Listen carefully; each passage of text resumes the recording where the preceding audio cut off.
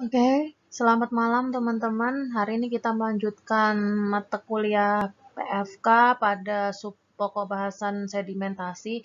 Minggu lalu kita udah belajar sedimentasi tipe 1. Hari ini kita akan melanjutkan sedimentasi tipe 1 untuk yang mencari kecepatan pengendapan melalui praktikum. Kalau kemarin kecepatan pengendapan kita ketahui dari perhitungan rumus dan juga dari diagram. Hari ini kita mencarinya melalui praktikum.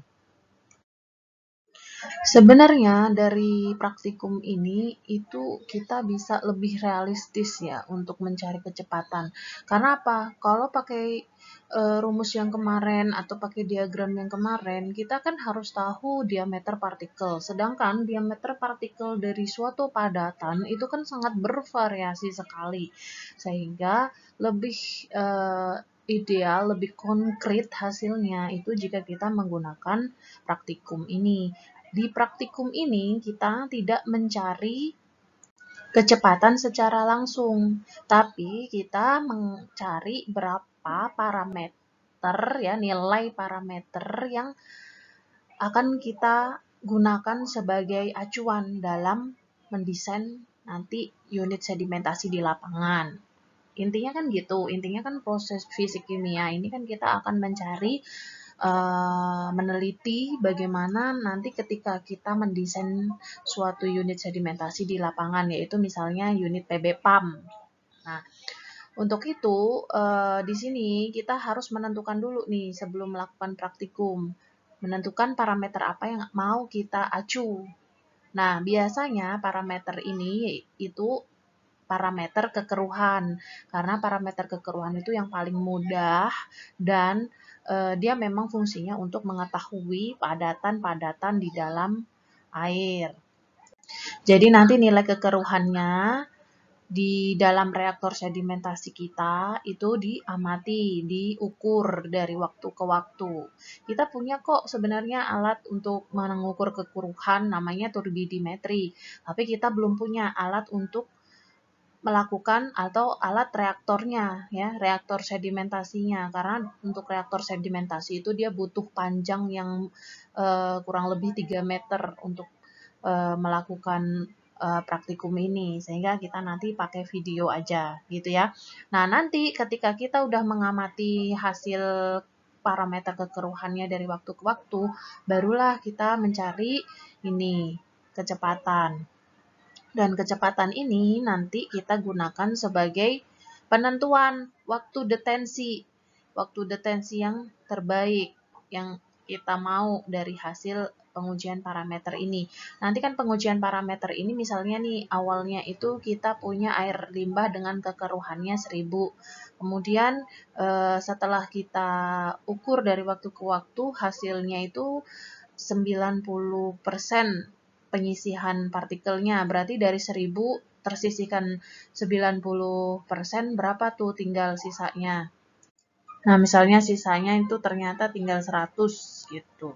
Berarti tersisihkan 90%. Nah, dari 1000 ke 100, dia butuh waktu pengendapan tuh berapa lama? Kan kita amati terus tuh. Waktu 10 menit, 20 menit, 30 menit, itu kan kita amatin terus. Ternyata mencapai penyisian 90% atau mencapai kekeruhan yang tadi, akhir kekeruhan yang 100 mg per liter atau 100 NTU ya. Karena ini NTU itu adalah satuan untuk kekeruhan, parameter kekeruhan satuannya NTU. Ternyata butuh waktu 1 jam ya, maka TD-nya ini diketahui ya 1 jam. Nah, TD ini nanti digunakan untuk apa? Untuk mendesain bak volume sedimentasi di lapangan gitu ya. Nah, dalam praktikum nanti itu kita seperti ini, dia ada satu kolom ini nanti kita, kalau ini tipe 1, itu karena partikelnya itu dianggap seragam, partikel diskrit ya, dia titik samplingnya itu hanya 1, karena dia, dan itu di bawah, karena dia kecepatan pengendapannya itu dianggap sama, kalau tipe 1 dia tidak ada benturan-benturan antar partikelnya gitu ya, sehingga lurus-lurus aja. Nah, di sini nanti kita lakukan sampling praktikumnya ini, kita lakukan sampling setelah di sampling kita uji nih berapa kadar kekeruhannya, karena untuk mencari berapa apa namanya parameter yang kita acu itu biasanya menggunakan parameter kekeruhan kalau untuk unit sedimentasi ini. Nah, ini kita sampling dari waktu ke waktu. Nanti kita dapat beberapa data ya, misalnya menit ke-5 kita sampling, menit ke-10 kita sampling, menit ke-15 dan seterusnya. Itu kita sampling terus. Nah, logikanya dari waktu ke waktu, maka nilai kekeruhan pasti akan semakin turun. Nilai kekeruhannya akan semakin kecil karena semakin lama kan banyak yang mengendap sehingga lebih jernih warna airnya gitu. Jadi agak beda ya kalau di praktikum ini. Kalau yang kemarin kan kita pakai rumus sama pakai diagram. Nah, di rumus diagram itu kita sudah tahu berapa diameter partikelnya, diameter partikel padatan yang ada di air. Nah, itu kan agak susah tuh ya, kita mencari berapa diameter partikel padatan di air. Nah, sebenarnya dengan praktikum ini kita lebih mudah karena lebih realistis juga, dan dia lebih realistis juga ya, lebih mudah dan lebih realistis. Karena yang seperti saya bilang tadi, kalau pakai yang rumus atau diagram, nah pertama kita harus tahu diameter partikelnya. Diameter partikel di padatan itu kan bervariasi sekali sehingga kita tidak mudah untuk menentukan diameter partikel tersebut.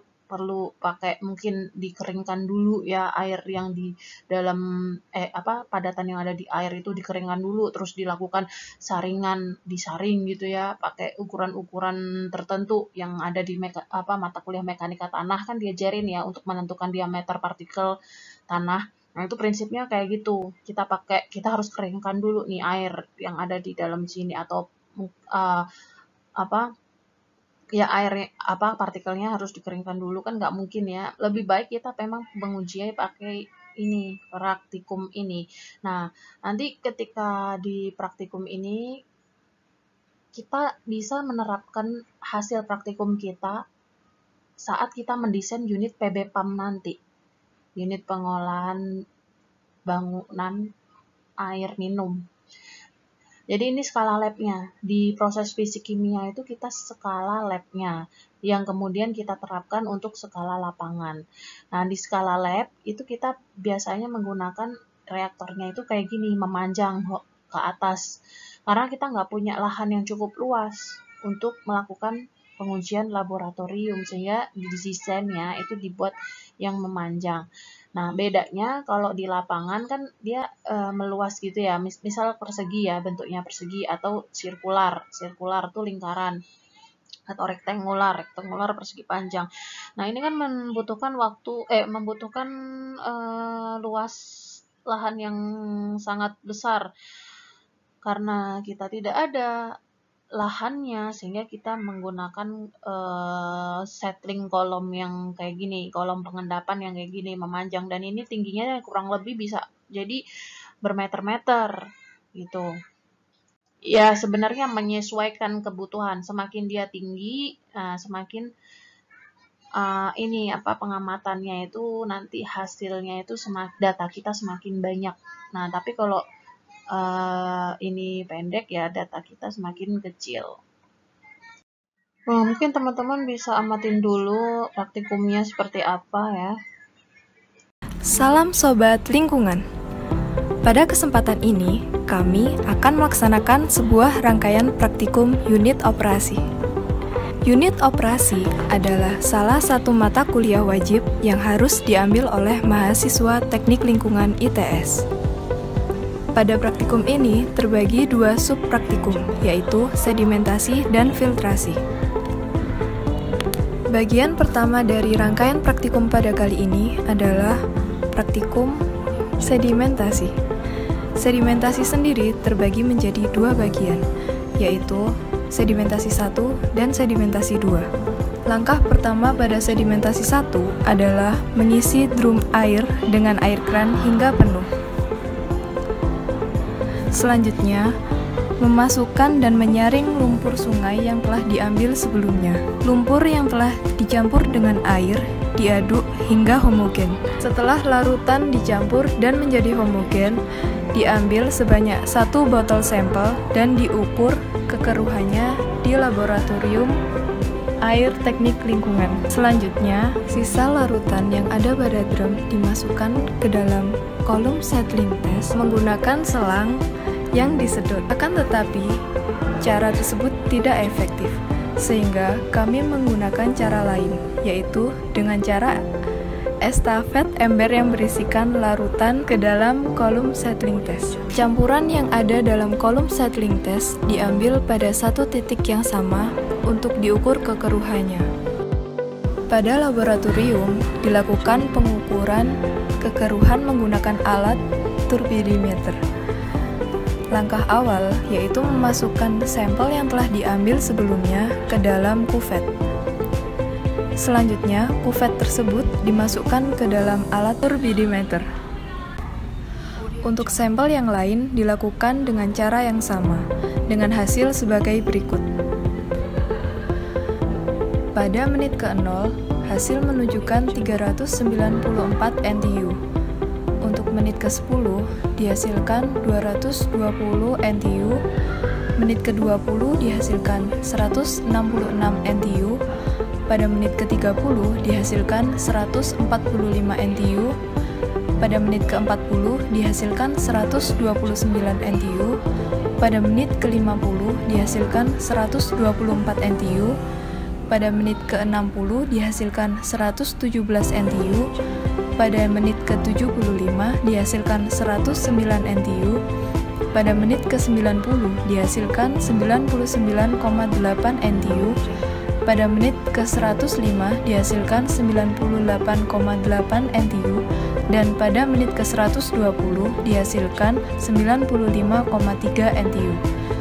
Hasil tersebut menunjukkan pada menit ke-0 hingga menit ke-120, hasil kekeruhannya adalah menurun, sehingga dapat disimpulkan bahwa air pada menit ke-0 hingga menit ke-120 semakin jernih. Nah, dari praktikum tadi, kita kan yang diketahui berarti ada tinggi reaktor. Nah, tinggi reaktor itu adalah jarak. Terus waktu pengambilan sampel berarti waktu. Nah, V-nya itu kita bisa cari dari rumus jarak per waktu. Jaraknya itu ya ini H, tinggi reaktor maksudnya ya. T-nya adalah waktu sampling. Setelah tahu kecepatan bagaimana? Apakah udah selesai? Tahu kecepatan berarti udah selesai sedimentasi? Enggak. Nanti goalnya setelah kita tahu kecepatan, kita akan mencari persen removal-nya. Persen removal itulah yang kita jadikan acuan dalam mendesain suatu unit bangunan sedimentasi ini atau unit bangunan pengolahan lain nanti mungkin ya, itu acuannya pakai persen removal. Nah, tergantung kita mau mengharapkan persen removal-nya itu berapa. Nanti misalnya kita mengharapkan persen removal 65%. Nah, nanti di dalam grafik kelihatan tuh dalam persen removal 65% itu ternyata kecepatan pengendapan partikel yang diperlukan sekian meter per sekon. Maka dalam men-setting air limbah kita nanti itu harus sesuai dengan kecepatan tersebut gitu ya. Nah, selanjutnya dari V tadi yang udah kita hitung dengan rumus H per T, itu kita bisa plotkan ke dalam sebuah grafik. Di sini ada grafik sumbu X dan Y. X-nya ini kecepatan yang kita hitung tadi. Kecepatan kita jadikan sumbu X. Terus fraksi tersisa itu adalah nilai kekeruhan yang terukur dari waktu ke waktu ya, yang tadi itu dijadikan sumbu Y.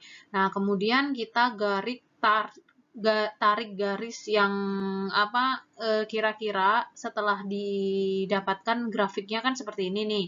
Nah, kita tarik garis grafik ini pada grafik yang sudah tidak menunjukkan perubahan signifikan. Maksudnya gimana? Maksudnya gini, kalau dari sini ke sini, ini dia terlihat sangat tajam kenaikannya. Tapi ketika sudah di sini, ini grafiknya ini kenaikannya landai, tidak tajam. Sehingga kita putuskan untuk menarik garis yang di titik ini gitu. Nah, grafik ini dan tarikan garis ini nanti akan kita pakai untuk mencari ini nilai R ini, dimana rumusnya R ini itu ini kan ada dua nih, satu min F0 plus seper V0 integral 0 F0 V dV.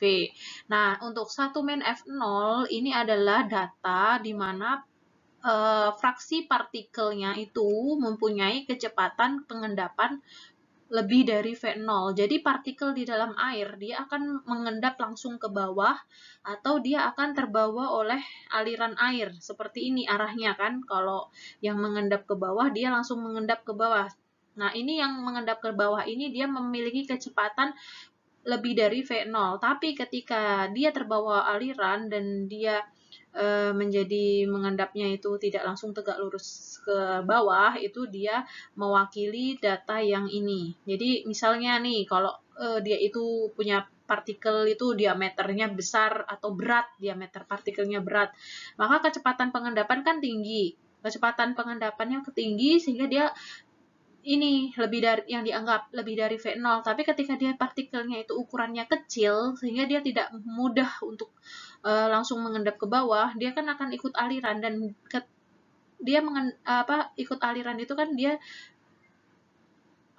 kecepatan pengendapannya artinya dia kecil ya kan, karena lama baru mengendap gitu ya, sampai terbawa air itu baru mengendap. Nah, itu yang dinamakan kecepatan fraksi partikel dengan kecepatan kurang dari V0, dan itu menjadi data yang ini yang anggapannya seperti itu ya. Ini untuk yang partikel lebih dari partikel dengan kecepatan lebih dari V0, kalau ini yang kurang dari V0. Nah, dari rumus ini F0 tuh ini yang tadi kita bisa tarik garis ini yang saya bilang sebelumnya. Ternyata F0-nya kita bisa tahu berapa nilainya. Nah, itu dimasukkan ke sini. Nah, untuk berapa nilai ini nanti kita ada contoh rumusnya. Gampang sebenarnya untuk mencari ini. Ini kita tinggal membuat integral itu prinsipnya kita tinggal menjumlahkan luasan dari ini nanti. Luasan dari grafik kita ini. Nanti di contoh soal saya jelaskan. Nah, ini contoh soalnya studi kasus ya. Jadi, suatu kolom pengendapan setinggi 150 cm dipakai untuk mengendapkan partikel diskrit. Pada kedalaman 120 cm terdapat titik sampling untuk mengambil sampel pada waktu tertentu. Berarti yang dianggap kedalaman atau nilai H itu yang mana? Yang 150 apa yang 120?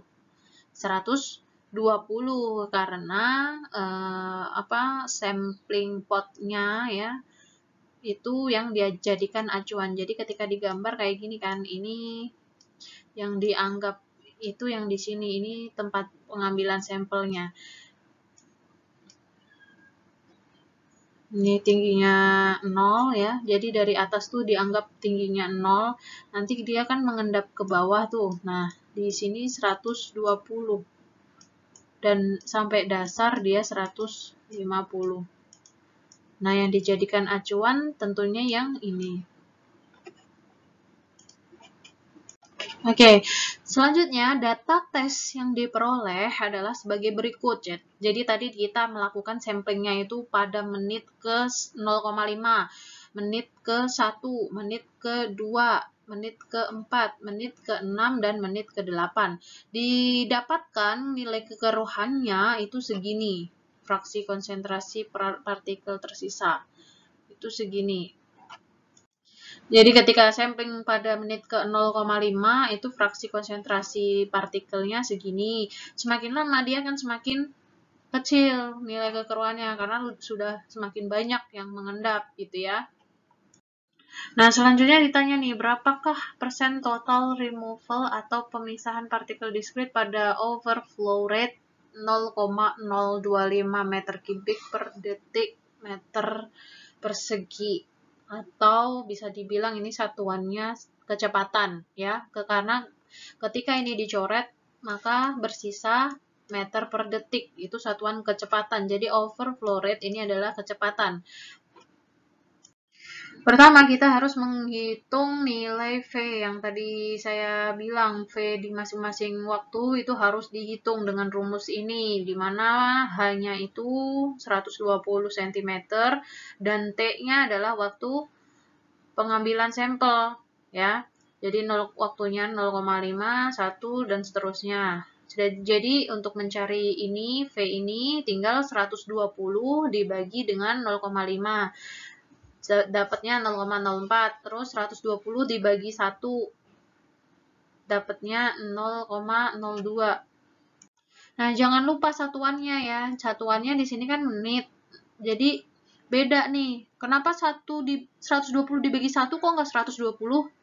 Nah, ini satuannya beda, menit sama meter per detik. Jadi menit ini harus dirubah dulu ke detik gitu ya. Jadi ketika 1 menit berarti 60 detik. 60 dibagi 60 detik ya. Jadi 120 ini kan berarti kalau dipindah ke meter, dari senti ke meter itu kan naik 2 tingkat. Jadi dibagi 100 ya kan, nolnya 2 tingkat itu kan nolnya 2, jadi 1,2. 1,2 dibagi dengan 60, maka hasilnya 0,02 gitu. Jangan lupa satuannya gitu ya, seterusnya gitu. Nah, setelah kita tahu kecepatan dari setiap waktu yang kita sampling tadi, langkah kedua kita buat grafik seperti yang tadi, sumbu X-nya sebagai kecepatan pengendapan, sumbu Y-nya sebagai fraksi tersisa. Nah, kecepatan pengendapan nih mulai dari yang terkecil, mana nih yang terkecil? 0,002. Nah, berarti kita plotkan di sini 0,02 di mana? Misalnya di sini. Terus 0,02 itu fraksi tersisanya berapa? Oh, ternyata 0,02. Maka kita tarik nih garis. Di sini 0,02, di sini 0, di sini 0,002 kecepatan, di sini 0,02 yang ini apa? Fraksi ini. Selanjutnya yang 0,003 berarti di sini 0,03 kita plotkan, Y-nya 0,05 berarti di sini ini ya kurang lebih. Nah, terus selanjutnya 0,19 0,005 di sini kira-kira 0,005 tengah-tengah ya. Di Y-nya 0,19. Oke, begitu seterusnya ya. Ini berarti dia 0,01 ini sama 0,37 di sini. Nah, begitu seterusnya yang ini sama yang ini. Setelah kita tahu titik-titiknya, kita tarik grafik, kita tarik garisnya. Jadi, kan tadi kita tahunya itu titik-titik aja nih, belum ada grafik, belum ada garisnya, sehingga kita harus tarik sendiri. Nanti garisnya menghubungkan semua titik-titik itu. Ini misalnya. Nah, seperti itu ya. Nah, selanjutnya kita masuk di langkah ketiga ya. Kan tadi ditanya berapakah persen total removal atau pemisahan partikel discrete pada overflow rate 0,025 meter kubik per sekon. Meter per sekon gitu aja ya, gampangnya ya. Nah, kita pakai rumus ini, R, ya kan, R sama dengan ini. Dan nilai ini dan ini itu ada di sini, sebentar. Nah, cara mencari nilai dari rumus ini F0 sama V0 itu kita bisa tarik garis dari grafik tadi ya. grafik tadi yang sudah kita buat di langkah kedua, itu kita tentukan dulu nih, tentukan titik di mana dia sudah tidak terjadi peningkatan yang tajam. Artinya dia itu udah landai grafiknya. Titik landainya itu ternyata di sini. Ya, kita tarik garis di sini. Maka ini adalah nilai dari F0-nya, yaitu 0,51. Sedangkan untuk nilai V0-nya kita tarik ke sumbu X. Sumbu X ternyata ketemu V0-nya 0,025. Maka F0 dan V0 kita masukkan ke sini dan ke sini. Nah, untuk integralnya, nilai integral ini sebenarnya adalah luas dari si grafik yang ini. Jadi yang saya garisin ini sebenarnya adalah integral itu adalah luasan yang di dalam sini yang saya arsir. Nah, cara mencari luas ini, karena ini kan susah ya melengkung-melengkung gini, maka kita bisa cari dengan cara membuat atau mensekat-sekat si ini tadi. Mensekat-sekat si apa yang saya arsir ini. Sekat-sekatnya dengan cara membuat persegi-persegi panjang gini. Ada berapa persegi panjang nih? 1, 2, 3, 4, 5, 6, 7, 8. 8 persegi panjang. Ini kita harus hitung luas persegi panjang ini satu per satu. Mulai dari yang pertama, yang terkecil itu berapa panjang, berapa lebarnya. Panjangnya berarti kan dari sini ke sini, lebarnya dari sini ke sini. Ternyata panjangnya atau nilai V-nya itu ketemu 0,002 ya. Di sini tuh 0,02, 0,002. Maka kita tulis nih, kan V nih 0,002. Kita tulis di sini. Untuk F-nya berapa? F-nya berarti di sini itu sekitar 0,04. Ya, di titik ini 0,04. Nah, kita tulis di sini 0,04. Terus persegi panjang yang kedua. Persegi panjang yang kedua kan ini nih. Nah, ini dia kira-kira untuk F-nya sama ya. Ini ke sini sama ini ke sini kan sama kira-kira 0,04. Terus lebar panjangnya atau nilai V-nya 0,0025 lebih panjang sedikit dari yang persegi pertama tadi. Nah, itu kita tulis di sini 0,0025. Lalu yang ketiga kira-kira berapa? Nah, kalian ukur panjangnya. Bisa pakai penggaris ya nanti pas membuat grafiknya ini. Bisa pakai penggaris jadi lebih enak, lebih gampang, nggak perlu menjumlahkan satu persatu, jadi tinggal dihitung aja dari titik-titik di garisannya itu. Nah, ternyata di yang persegi panjang ketiga itu ketemu untuk nilai F-nya atau nilai lebarnya itu 0,08, maka kita tulis 0,08. Lalu panjangnya di sini lebih besar sedikit juga, berarti berapa? 0,003 tulis di sini. Nah, seterusnya kayak gitu. Yang persegi panjang keempat, kelima, keenam, ke-8 ya. 5, 6, 7, 8. Itu juga kayak gitu. Ditulis berapa panjang, berapa lebarnya, berapa F, berapa V-nya ya. Terus dikalikan. Setelah ketemu F sama V-nya dikalikan masing-masing. Ini kali ini ketemu ini.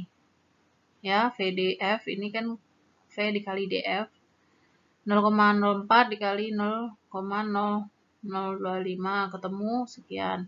Dikalikan semua, habis itu setelah dikalikan semua kita jumlahkan. Jumlah dari jumlah VDF ini inilah yang dinamakan integral VDF. Jadi integral VDF nilainya adalah sigma atau penjumlahan dari ini semua. Ya. Berapa nih setelah dijumlahkan? Ternyata 0,00401. Nah, ini yang kita masukkan ke dalam sini, integral ini ya. Nah, ketika kita udah punya nilai F0, V0, terus integral VDF, maka kita udah bisa mencari rumus R-nya. 1 min F0. F0 tadi 0,51, tulis di sini. Plus 1 per V0. V0 adalah 0,025, tulis 1 per 0,025 dikali integral VDF. Integral VDF tadi nilainya berapa? Ini. Dikali ini ya. Ketemu R-nya 0,6504. Nah, 0,6504 ini ketika kita bulatkan menjadi 0 ketika kita bulatkan kan 0,65. Nah, ketika kita cari persen removal, maka tinggal dikali 100%. 0,65 dikali 100% sama dengan dikali 100 kan tinggal memundurkan komanya. Dikali 100 berarti mundur 2.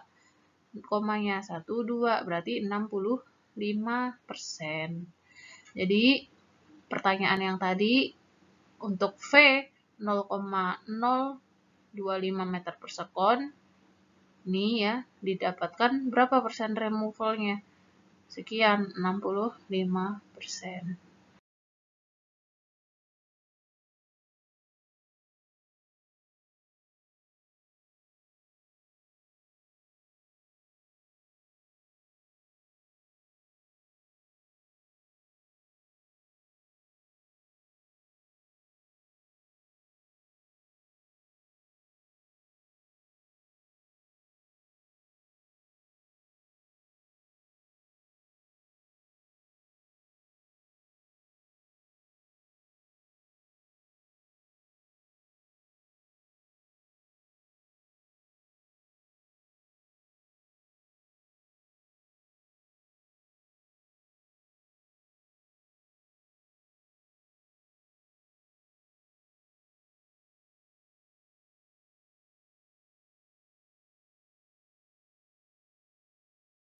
Baik, saya lanjutkan untuk sedimentasi tipe 2. Sebenarnya saya minta maaf kalau tadi ada video yang nggak ada suaranya.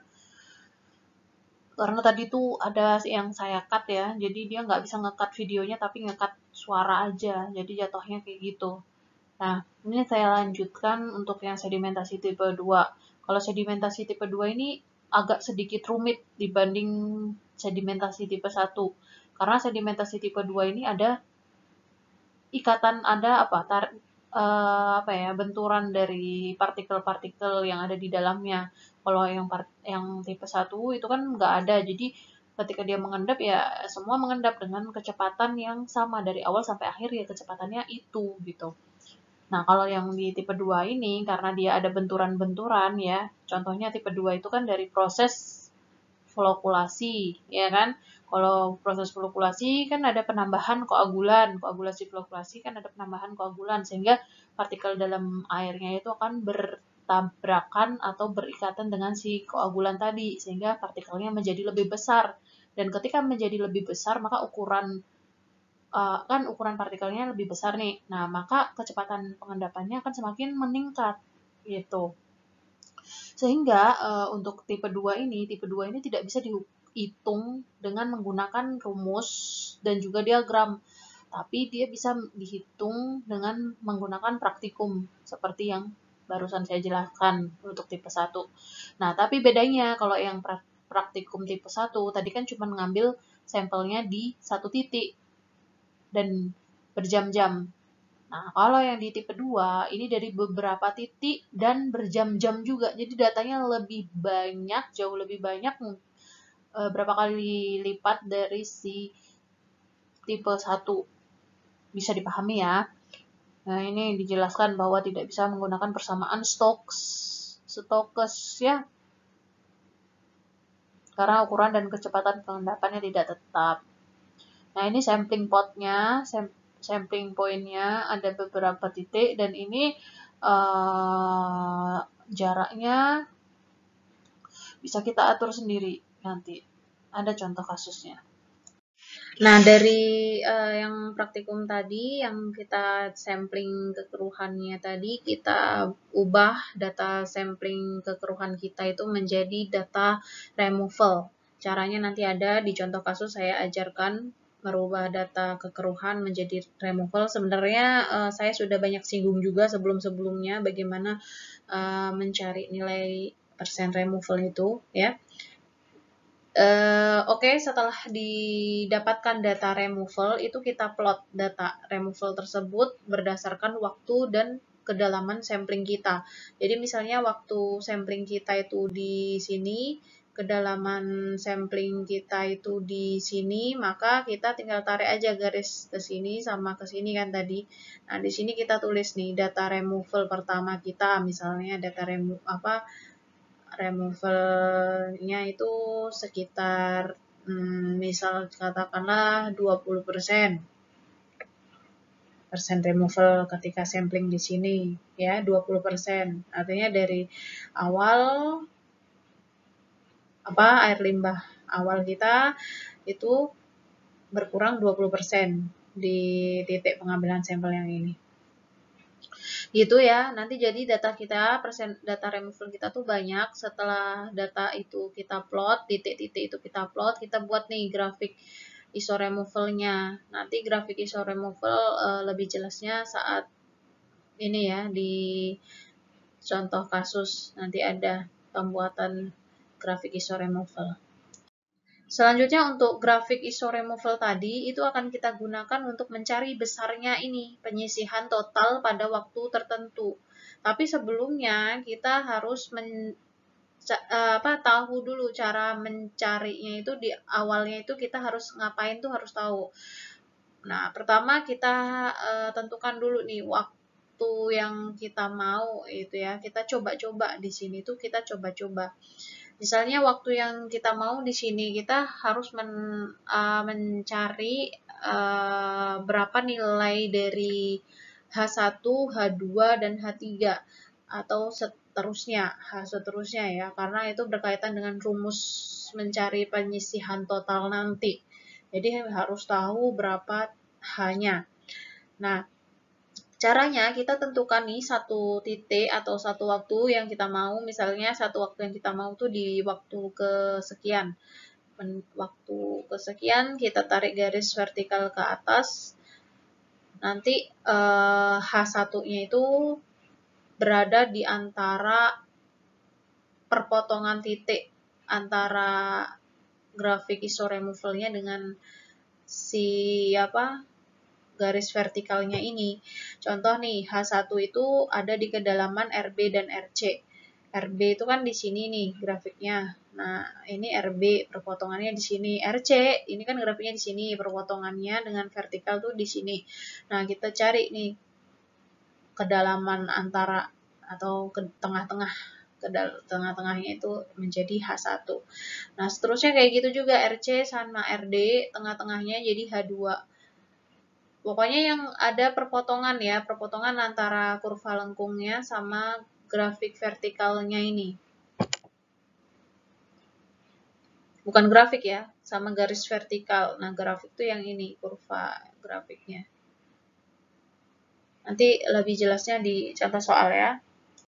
Nah, setelah tahu berapa nilai H, berapa nilai R, ya, baik itu RB, RC, dan seterusnya, H1, H2, dan seterusnya. Nah, kita bisa hitung besarnya penyisihan total ini di waktu yang kita mau. Kayak tadi contohnya di titik yang pertama ya, grafik atau garis vertikal yang pertama, itu kan titik tertentunya di waktu tertentu itu berapa. Nah, itu kita hitung dulu. Nanti bisa digeser garis vertikal tadi. Yang garis ini kan di waktu gini ya, ini X-nya waktu, ini Y-nya kan H tadi. Nah, nanti ketika kita udah mencari yang di waktu ini T1, nanti kita bisa geser nih di si vertikal ini, kita bisa cari lagi yang di T2. Misalnya kayak gitu. Nah, itu ini berarti akan ada datanya RT1, RT2 gitu. Nanti ya, habis ini kita contoh kasus. Mungkin langsung aja ya. Nah, kita langsung aja masuk ke dalam studi kasus biar lebih paham juga. Direncanakan sebuah bak pengendap untuk mengendapkan air limbah dengan suspended solid 350 mg per liter dan debit 7.500 meter kubik per hari. Uji laboratorium dilakukan terhadap air limbah tersebut dengan kolom pengendapan berdiameter 20 cm dan tinggi 300 cm. Pada setiap 60 cm terdapat pot atau sampling point Nah, ini hasil tesnya. Hasil tesnya seperti ini. Jadi dari kedalaman 60, waktunya 10, hasilnya segini. Terus kedalaman 120 segini, 180 segini. Ini nilai kekeruhan. Hasil tes yang ada di tabel ini adalah hasil kekeruhan atau hasil suspended solid dalam satuannya miligram per liter. Gitu ya, jadi dari menit ke 10 berarti titiknya ada 1, 2, 3, 4, 5 titik. Nah, di menit ke 10 kita ukur di semua kedalaman, menit ke 20 juga semua kedalaman, 30 juga seterusnya gitu ya. Nah, yang diminta tentukan waktu detensi dan surface loading agar diperoleh 65% pengendapan. Itu yang pertama. Yang kedua, cari diameter dan kedalaman bak. Ini nanti di scale up-nya ya. Jadi ketika kita sudah mengetahui persen removal yang kita mau, kita tahu nih berapa kecepatan dari yang dihasilkan untuk persen removal 65%. Nah, kita bisa mendesain berapa diameter dan kedalaman baknya dari debit yang diketahui. Ini debitnya. Ya. Oke, kita mulai mengerjakan ya. Yang pertama tadi kan kita langkahnya harus mengubah kadar suspended solid ini menjadi persen removal. Dimana untuk suspended solid awal itu 350 dan setelah 10 menit kemudian didapatkan segini, 20 menit kemudian jadi segini. Begitu seterusnya. Ini kan posisi kita sampling itu kan berarti seperti ini ya, kira-kira. Ini kolomnya kalau digambarkan. Terus ini kedalaman 300 misalnya. Terus ini kedalaman 240, 180, 120, 60, dan 0. Nah, kira-kira seperti itu. Nah, ketika waktu 10 menit kemudian dari 350 ini, 10 menit kemudian kan kita sampling di semua tempat, semua lubang. Yang paling besar tentunya suspended solidnya itu kan lama-lama kan mengendap toh. Tentunya yang paling bawah ini suspended solidnya lebih tinggi gitu ya. Nah, didapatkan ini besar suspended solid di kedalaman 300 waktu 10 menit itu sekitar 350-an miligram per liter. Tidak jauh beda dari yang air limbah awal, karena memang air limbah awal karakteristiknya 350 mg per liter. Nah, tapi beda nih ketika dia di atas ya, dia udah 10 menit, maka yang di atas tuh menjadi bening. Nah, lebih beningnya itu berkurang berapa? Berkurang dari 350 ke 240. Nah, itu berapa? Kita ukur ya. Kita hitung, cara ngitungnya 350 ya. Karena ini awalnya ini kan 350. 350 dikurangi 240 dibagi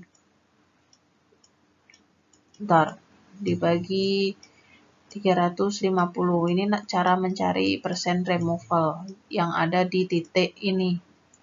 Nah, ketemunya berapa? 350 dikurangi 240 dibagi 350. Ketemunya 31. Ya, sebenarnya 0,31, tapi karena ini persen removal, otomatis 0,31 dikali 100%. 0,31 dikali 100 ya, dikali 100%, tapi persennya nggak usah ditulis karena persennya sudah ada di sini. Jadi ini berarti 31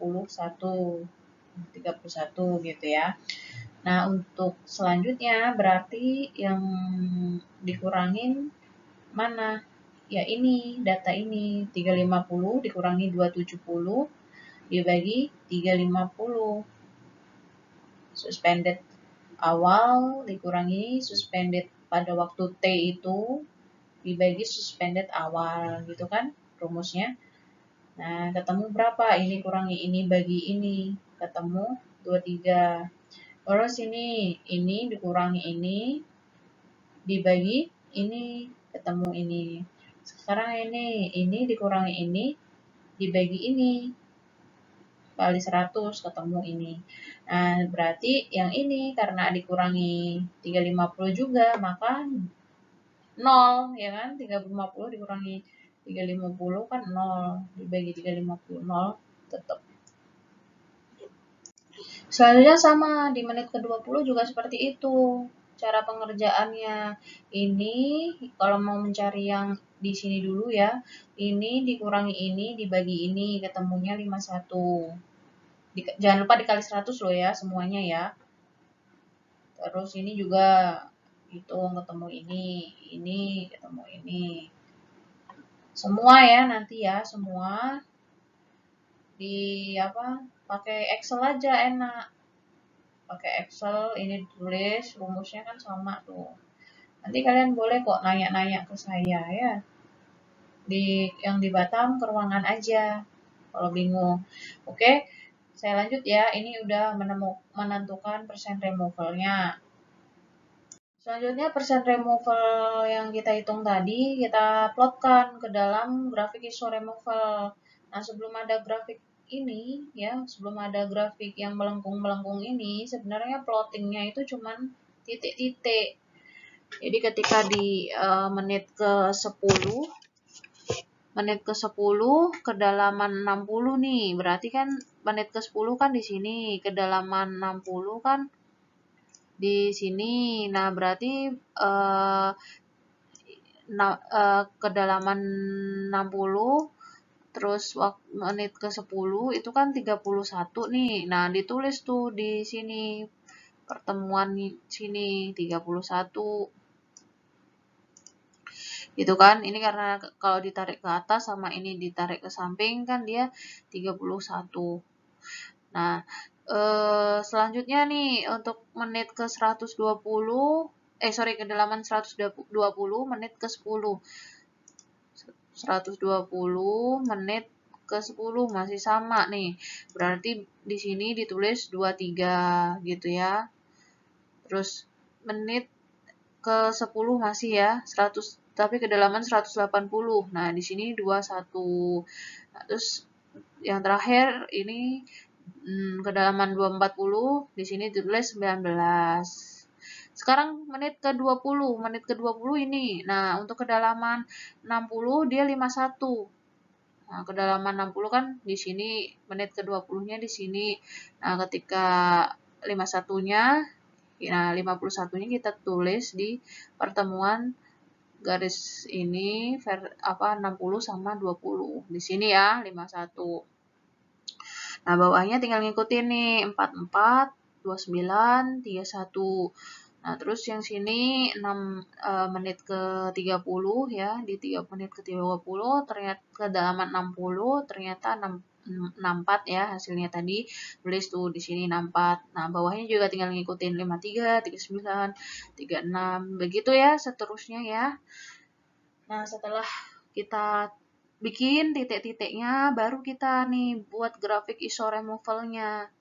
Grafik iso removal tadi kita buatnya kayak gini. Misalnya nih untuk yang kita mau persen removal-nya itu 20%. Nah, 20% di sini kan kelihatan nih, 20% tuh setelahnya 19. Maka setelah 19, nah ini 20% tuh di sini. 30% itu kan di setelah apa ya? Sebenarnya ini tuh cuman buat memudahkan apa ya? Memudahkan untuk melihat persen removal yang kita mau aja sih. Jadi kayak nih contohnya persen removal 19. Kan kita nggak mungkin ya mendesain itu persen removal yang kita mau tuh 19. Susah gitu loh. Biasanya tuh bilangan bulat 20, 30, 40, 50, 60, 70 gitu. Nah, kita plotkan aja kurva itu kira-kira di mana. Ini 20 berarti tarik garisnya kayak gini, ke 20, 30 di sini 40, 50, 60, dan 70. Nah, sebenarnya kalau mau ditelitikan itu gini, dari waktu itu ya, waktu 10 menit, di waktu 10 menit itu kira-kira 20% tuh di sini kan. Nah, kalau misalnya di sini ya, untuk yang 20, kan 19 nih di sini kira-kira. Untuk 20% berarti kira-kira di sini. Nah, nanti kalau di yang antara 21 yang di sini ini 21, maka 20%-nya itu kan di agak ke sini gitu ya. Makanya garisnya ini kan nggak perpotongan pas di titik-titik, tapi di sebelahnya sedikit. Terus yang di sini ini 20-nya yang di sini gitu sebenarnya. Kalau mau didetailkan.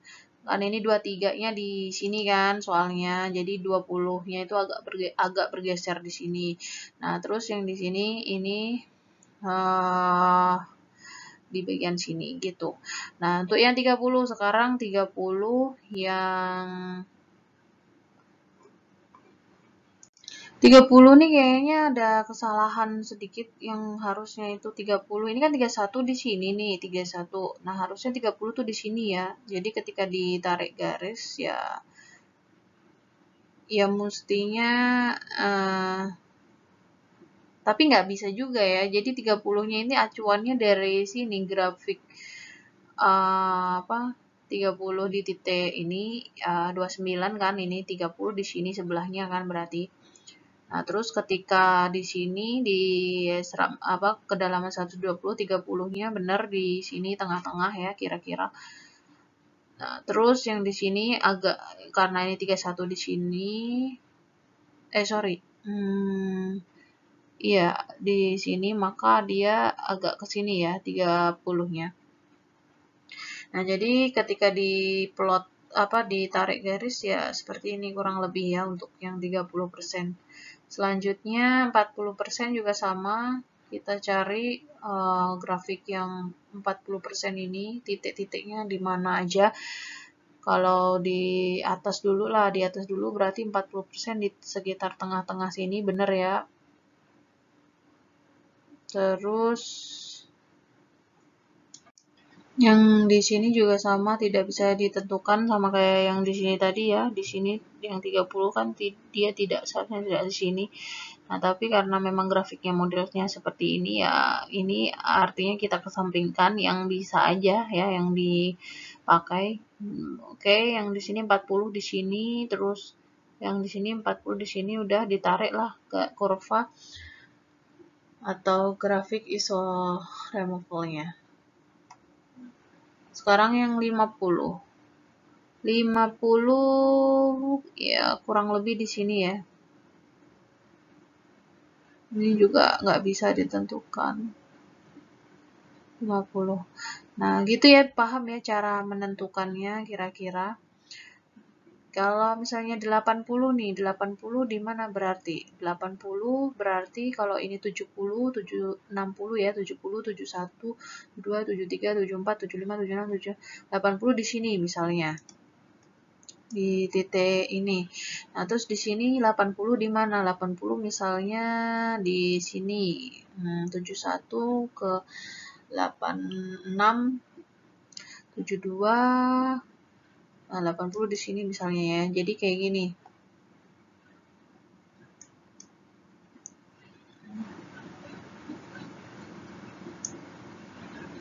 Jadi kayak gini misalnya.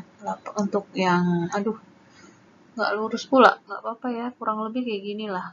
Nah, ini misalnya 80%. Kurang lebih kayak gitu, menentukan grafik ISO removal-nya. Nah, nanti kita bisa tahu nilai removal yang kita mau dari grafik ini. Tadi kan berapa? 65% ya kalau nggak salah. Nah, kita masuk di langkah ketiga ya ini, yaitu mengambil waktu tertentu dan hitung removal total pada waktu tersebut. Misalnya nih, kita yang mau kita tentukan waktunya itu 16 menit. Di dalam waktu 16 menit itu, kita tarik garis vertikal ke atas. 16 menit itu kan kira-kira di sini. Nah, kita tarik garis. Nah, ini garisnya ya, kelihatan ya garis vertikalnya yang lurus ini. Nah, nanti kita untuk menentukan berapa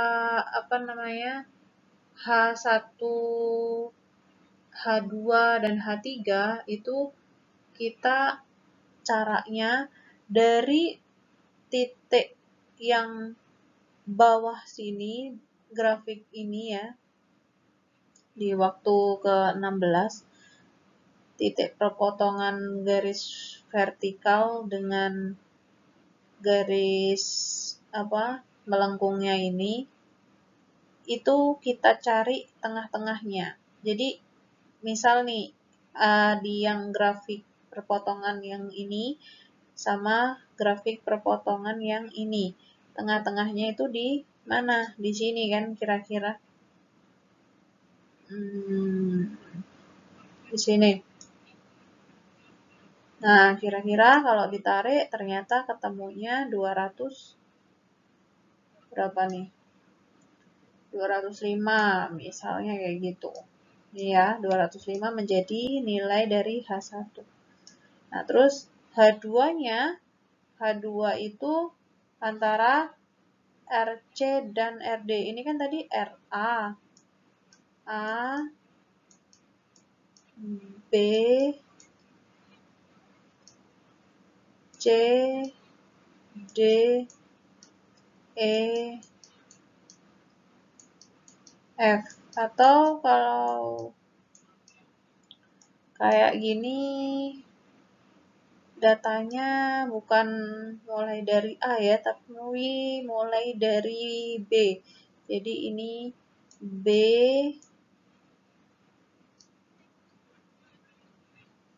C, D, E, F, dan B, C, D, E, F, dan seterusnya ya.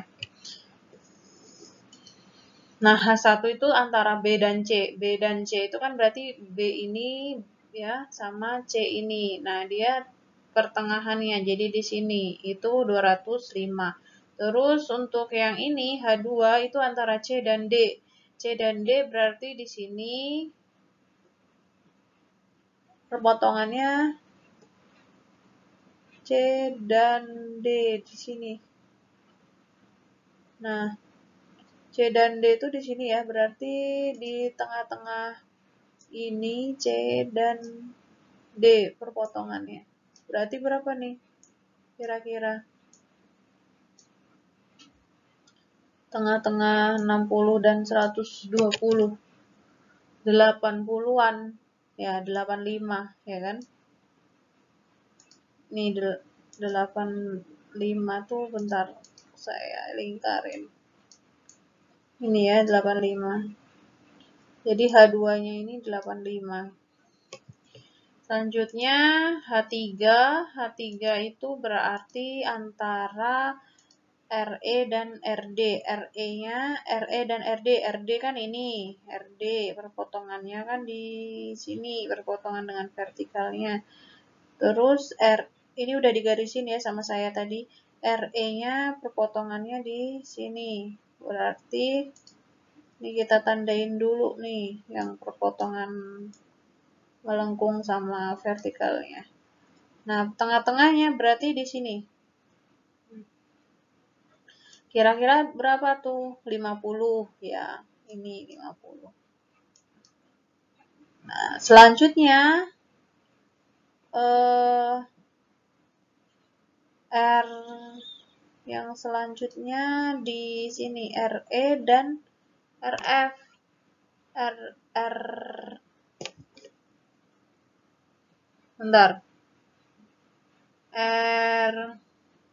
ya.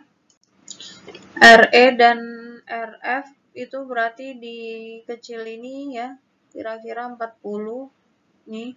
Terus RF dan RG itu berarti di tengah-tengah sini. Sini dengan sini berarti 20 ya. Untuk nilai R-nya sendiri kita sudah tahu bahwa RB tadi 20, kita tulis. RC-nya 30, RB-nya 20 ya. RD 40, RC 30, RE 50, RE, RD-nya 40,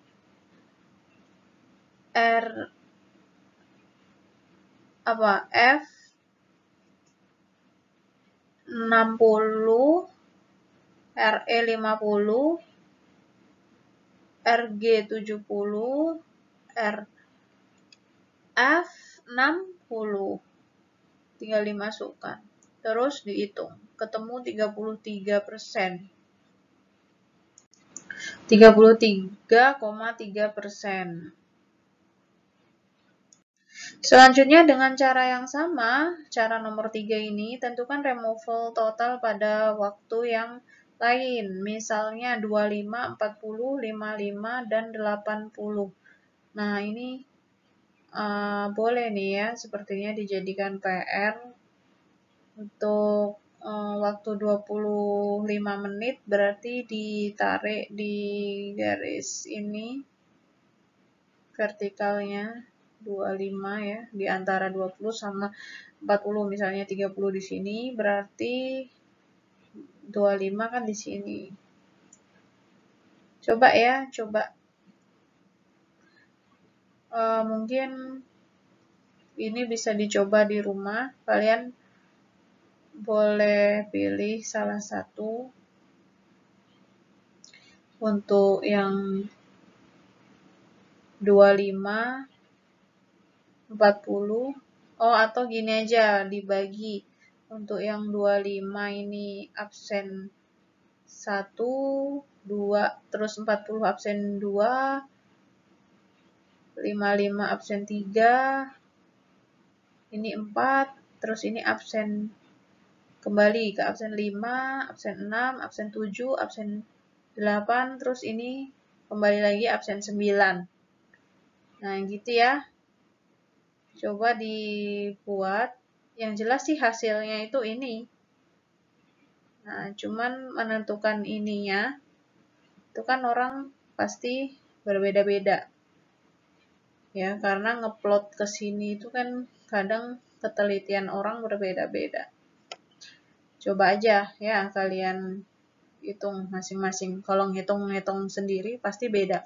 Gak tahu kalau ngelihat kawannya ngelihat kawannya yang lain, nah itu bisa jadi memang sama. Tapi yang jelas ketelitian orang tuh berbeda-beda, harusnya berbeda. Oke, terus selanjutnya plot hubungan persen RT vs T. Nah, versus T. Jadi persen RT sama T. Yang T-nya sumbu X-nya T, sumbu Y-nya persen RT. Dari waktu ke waktu ya.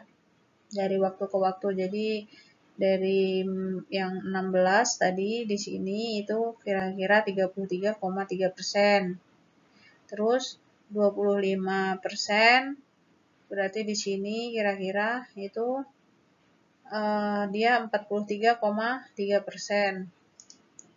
Sini berarti ya. 43, 25. Terus 16, 33. Terus ini 4 yang selanjutnya 40, ketemunya 51. Nah, begitu seterusnya. Selanjutnya untuk mendapatkan 65% pengendapan diperlukan waktu berapa? Nah, itu bisa dilihat dari grafik. Nah, ini sudah diketahui ya sama contoh soalnya, 64 menit. Nah, ini kan 65 itu letaknya di sini ya, 65% ini kan letaknya di sebelah sini nih, 65. Ketika kita plot ke grafik, di sini ternyata ketemunya waktunya 64. Nah, jadi ini grafiknya ini kan soalnya sampai 80, menit ke 80. Jadi ketika kita mencari, dan ketika 80% ini, waktu 80, itu dia ketemunya 67,7. Jadi jangan berhenti mencari ketika belum sampai pada 65%. Paham ya? Jangan berhenti coba mencari perhitungan ini tadi ketika persennya itu mencapai yang kita mau harapkan, 65. Tadi kan dia nyoba yang pertama di waktu 16, dia 33,3%. Dia nyoba lagi di 25, ternyata baru dapat 43. Nyoba lagi sampai 80, dia baru nemu 67,7%, yang artinya ini melebihi dari 65%. Sehingga bisa dipakai, grafik ini bisa dipakai untuk menentukan waktu pengendapan ketika persen removal yang diharapkan itu 65%. Itu. Selanjutnya, kita hitung surface loading atau overflow rate atau kecepatan ya pada waktu-waktu di atas dengan rumus SL sama dengan H per T. SL ini kalau di tipe 1 tadi dia V0. Jadi SL itu ya V, kecepatan ya. Rumusnya H per T, di mana H itu tadi kedalaman reaktor ya, kedalaman sedimentasi kita. Tadi di soal diketahui 300 cm ya, 300 cm. Nah, T-nya itu waktu-waktu yang tadi kita cari, 16, terus 25, 40, 55 sampai 80. Nah, ketika dicari, didapatkan hasil segini, 270, terus 172,8. Saya kasih contoh ya, cara nyarinya ya. Ini kan menit nih satuannya, sedangkan yang di sini dia pakainya meter kubik per hari, meter persegi, atau bisa dibilang meter per hari, karena ketika dicoret, jadi yang bersisa tinggal 1 M, meter per hari. Nah, menit ini harus dirubah dulu ke hari. 16 dibagi 60 ya, menit ke jam itu kan dibagi 60, terus dibagi lagi berapa? 24. Jadi hasilnya 16 menit itu sama dengan 0,0111111 hari ya, karena ini satuannya hari.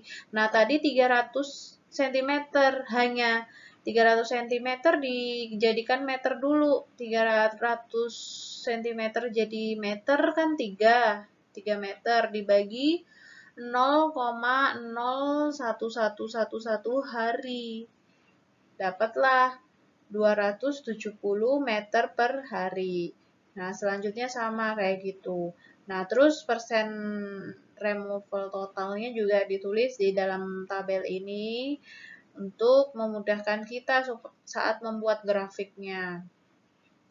Nah, kita buatlah grafiknya dari kecepatan sama persen removal total, sama kayak yang tipe 1 tadi sebelumnya. Kan yang sumbu X itu kecepatan, sumbu Y-nya fraksi atau persen removal kekeruhannya itu. Tapi kayaknya yang di tipe 1 itu bukan persen removal ya, karena grafiknya tadi bukan kayak gini, tapi dia kayak gini. Kebalikannya. Kayaknya dia fraksi tersisa. Nilai konsentrasi yang tersisa, bukan persen removal. Kan berbanding terbalik ya, kalau persen removal itu kan semakin dia, jadi berbeda lah pokoknya ya. Kalau persen removal itu semakin lama dia persen removal itu semakin meningkat. Tapi kalau fraksi nilai kekeruhan ya, fraksi padatannya itu maksudnya itu konsentrasi kekeruhan yang tersisa itu semakin lama dia semakin kecil nilainya. Jadi berbanding terbalik kalau antara fraksi kekeruhan dengan persen removalnya. Oke, terus kita cari surface loading rate yang diperlukan untuk menghasilkan pengendapan 65%. Nah, 65% di sini maka kita tinggal tarik aja ke grafiknya, ketemu sekitar 62 meter per hari gitu. Jadi untuk soal nomor 1 tadi, berapa waktu detensi dan surface loading agar diperoleh 65% pengendapan, itu jawabannya ini ya, TD 64 menit, TD itu waktu detensi, terus surface loading atau V0, V0-nya 62 meter per hari. Nah, untuk desain di lapangan itu berbeda dengan desain di laboratorium. Ini adalah desain di laboratorium, tapi ketika kita di lapangan, kita harus menaikkan skala kita. Cara menaikkannya dengan cara dikalikan dengan faktor scale up. Faktor scale up untuk waktu detensi biasanya 1,75. Jadi 64 menit dikali 1,75. Hasilnya 112 menit. Untuk V0, faktor scale up-nya itu kecepatan itu faktor scale up-nya 0,65. Jadi 62 dikali 0,65 sama dengan 40,3 meter per sekon. Meter per hari. Selanjutnya untuk luas permukaan. Luas permukaan di sini bisa dicari dengan rumus debit per kecepatan. Tadi debit diketahui kan, debitnya 7.500 meter kubik per hari. Nah, kecepatan V0 itu 40,3 meter per hari. Tinggal dibagi aja, ketemunya 186 meter persegi. Luas permukaan ya, ini untuk mendesain di lapangan. Jadi untuk mendesain unit PB PAM atau PB PAL khususnya sedimentasi gitu ya, caranya pakai ini untuk mengetahui luas permukaan bangunan, luas permukaan bak. Oke, rumus Q per VV-nya kecepatan. Nah, lanjut. Bila bak berbentuk lingkaran, maka diameternya 15,4. Nah, kan rumus dari luas itu kan 1/4 pi d kuadrat ya. Jadi dari nilai 186 ini sama dengan 1/4 pi. Pi itu kayak gini, D lambangnya D kuadrat. Nah, pi-nya itu 3,14 ya. Pi-nya itu bisa diganti dengan 3,14. Nah, D-nya ini dicari diameternya. Jadi berapa nih diameternya? D sama dengan akar 186 dikali 4 dibagi pi. Pi-nya kan tadi 3,14. Ketemunya berapa? Coba hitung. Ketemunya 15,4 ya kalau di sini. Nah, kita tahu luas permukaan, maka kita kalau mendesain itu kan panjang kali lebar kali tinggi gitu ya. Tingginya itu kan kedalaman, panjang kali lebarnya itu kan luas permukaan. Itu kalau misalnya dia persegi panjang. Nah, kalau persegi panjang, panjang kali lebar kali tinggi kan. Nah, rumusnya tinggi itu volume bak dibagi luas permukaan atau panjang kali lebar. Nah, itu luas permukaannya tadi 186, TD-nya tadi berapa? Ini ya 112 menit, Q-nya tadi 7.500 meter kubik per hari. Jangan lupa TD tadi satuannya diganti hari juga ya. Atau ini udah ada contoh perhitungannya dibagi 1440 menit, merubah menit ke hari ya. Udah tinggal dicari aja, ketemu 3,14 meter untuk kedalaman bak. Bisa dipahami ya. Jadi ketika kalian mendesain PB PAM nanti atau PB PAL nanti nggak ada alasan nih nggak tahu caranya, karena di pengolahan fisik kimia sudah diajari untuk menentukan unit dimensi dari bak sedimentasi ini. Jangan lupa tugasnya ya, liburan tetap harus produktif, harus belajar juga biar nggak lupa. Semangat semuanya, terima kasih.